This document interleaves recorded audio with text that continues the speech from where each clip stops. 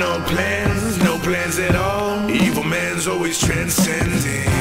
Fighter like sheep, swallow everything. Always simpletons or pretending. This is your moment of clarity from LeeCamp.net. Now let me tell you something about black people. I sense you're getting a little nervous, and most of the time when a sentence starts that way, it doesn't end well. But it does quiet down a crowded room of people, you got to admit that. So I think instead of doing the spoon against the glass, you know, ting, ting, ting, ting, I think we should just go, let me tell you something about black people. Okay, everybody ready for the speeches? As I was saying, let me tell you something about black people. Black people use drugs at about the same rate as white people. They comprise 13% of drug users, and they comprise 13% of the U.S. population. Yet, they make up 38% of those arrested for drugs and almost 60% of those convicted of drug law violations. How could it be that black people are so much more likely to get locked away for the same thing? Clearly, it's because they're just terrible at hiding their drugs. They're always walking down the street with a goddamn 3-foot-tall bong and huge bunch of nitrous oxide balloons just casually sucking on them. The cops are like, yeah, maybe we should arrest the guy with the dozen Yo Gabba Gabba Mylar balloons and the stupid grin on his face. Quick side note, why do children's shows always gotta look like a goddamn mushroom trip? What is it about children that makes them most interested in seizure-evoking psychedelic bizarro worlds? It basically seems like the volume on life is just slowly turned down as you age. You know, like you start off loving TV shows that can only be described as what it would look like if the color neon could ejaculate a dance team. And then by the age 50, you're enjoying like a red robin. See a red robin out your window. It's very, very exciting.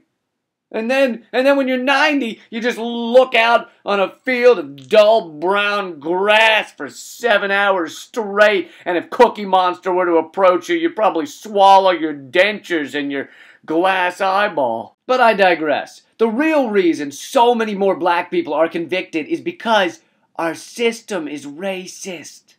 And saying that is not an opinion. It's factually accurate. You're welcome to call it an opinion, but it's similar to calling the Holocaust an opinion, or climate change an opinion, or Anderson Cooper important, or Toronto Mayor Rob Ford demure.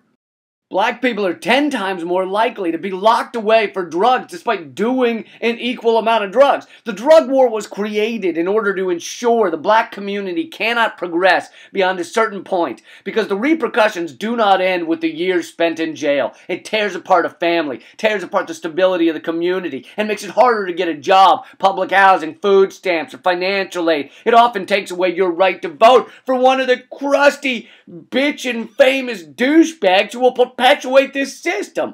So if ever there was a candidate who had 10% less douche in their bag and you wanted to vote for him, you couldn't. Drug arrests have nearly tripled over the past quarter century, and we've spent $1 trillion on this drug war. The U.S. has 5% of the world's population and 25% of the world's prisoners. And the privatized prisons making money off all this shit, they constantly fight for harsher sentencing. There's a guy named Timothy Jackson in Louisiana who is in jail for life without parole for stealing a jacket.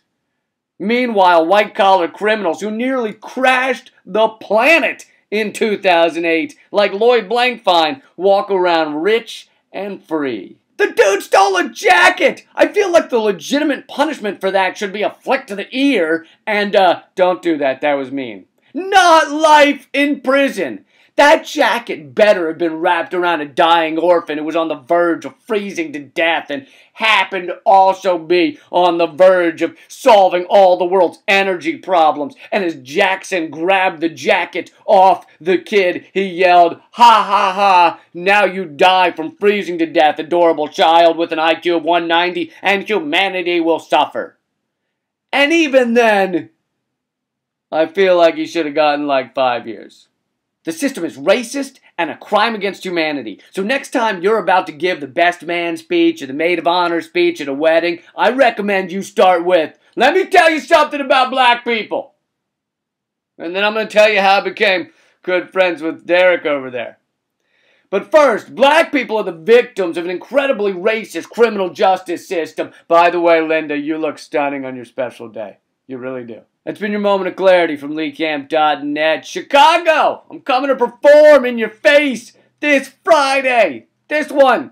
Go to LeeCamp.net/schedule or LeeCamp.net and click schedule, and you can get the details there. The music here at the end is War and Pom Poms by the No Cheese Orchestra. That website is in the description. Also, my friend, activist, photographer Jenna Pope is doing a Kickstarter to fund her incredible photo book. Check it out at jennapope.com. And links to all the information I mentioned in this episode are in the description. Keep fighting.